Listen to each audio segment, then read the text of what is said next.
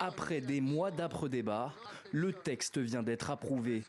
L'ultralibéral président Javier Milei va pouvoir mettre à exécution son programme économique de dérégulation à la satisfaction des députés de sa majorité.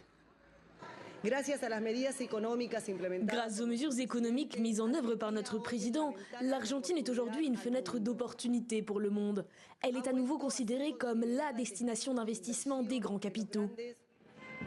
Au cœur de la réforme, la privatisation d'entités publiques et le réaménagement de plusieurs taxes. Une série de mesures moins étendues que prévu. Le camp de Javier Milei ne dispose que d'une courte majorité parlementaire et se heurte depuis des mois à une forte opposition dans la rue.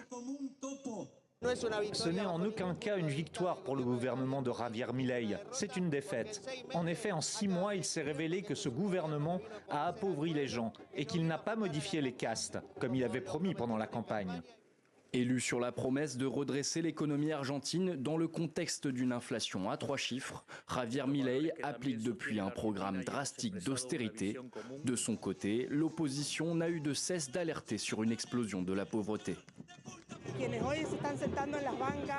Ceux qui sont assis sur les bancs du Congrès aujourd'hui et avant au Sénat qui ont voté pour cette loi fondamentale et les députés qui vont la voter aujourd'hui entreront aussi dans l'histoire comme les traîtres qui ont renoncé aux droits du peuple argentin.